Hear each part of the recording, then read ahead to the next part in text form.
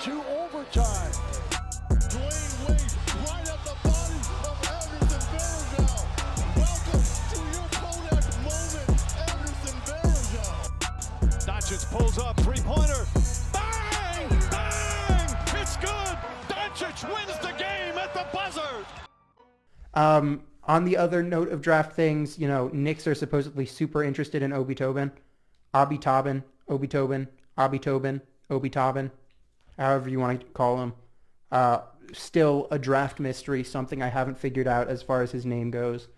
Yeah, super bouncy. He compares himself to Amari Stoudemire. I don't. I compare him to Josh Smith. He's a good player. He's just not anything insane. But yeah, Josh Smith, super bouncy, good shooter from deep,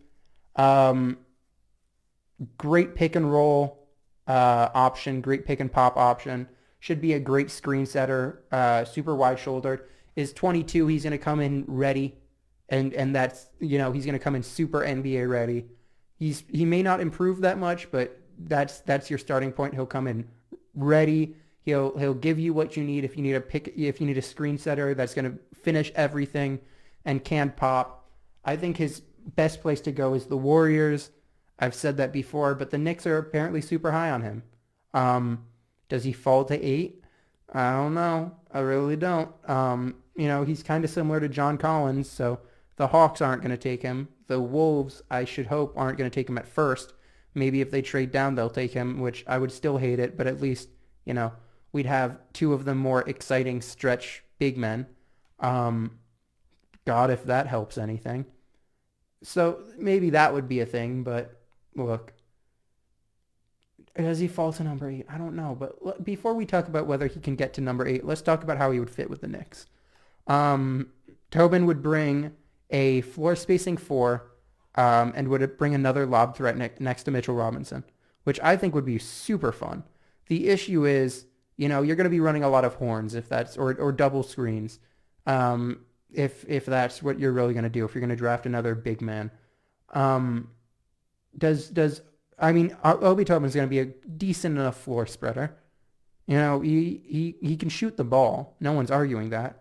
But the Knicks defense will become even worse.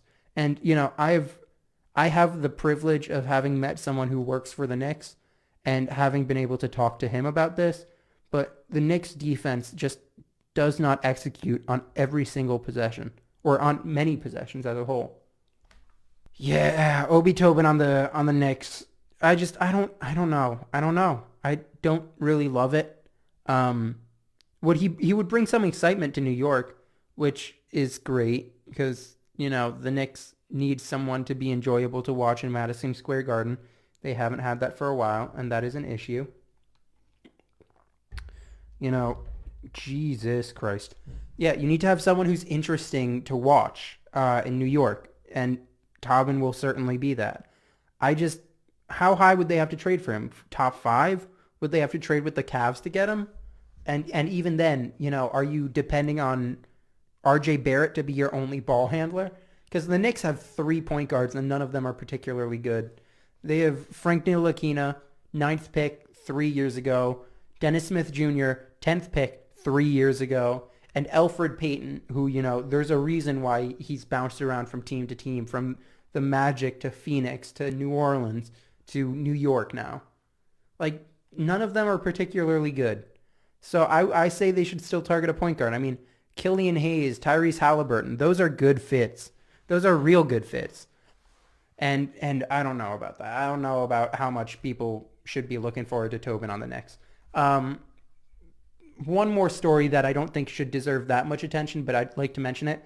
Patrick Williams reportedly has a promise with the Pistons, which would mean that if Patrick Williams is still there at 7, which seems, very likely, he will be drafted by the Pistons. And I cannot think of a single worse fit for Patrick Williams, who is super wide-shouldered, 6'8" wing, came off the bench for Florida State, mostly because, he hasn't really figured out how to play yet, but has a great frame, great attitude, works incredibly hard. I don't want to see him in Detroit. Like, they're going to be taking a flyer on him, but I really don't want to see him in Detroit. That's just going to be super painful for me as someone who, like, he's one of my draft crushes. Honestly, it's Tyrese Halliburton, it's Patrick Williams, it's Malachi Flynn. I mean, look, come on. Please don't. It's Tyrell Terry. But just Detroit, please don't do this. Like, I'm just going to have to watch him waste away. Like, I don't know what it is with Detroit and making the same mistake over and over again. But look, they had Josh Smith, Greg Monroe, and Andre Drummond didn't work well. So they brought in Blake Griffin. And I know that Blake Griffin is a far better shooter, but like, come on now. We know that two bigs like that doesn't work in the modern NBA.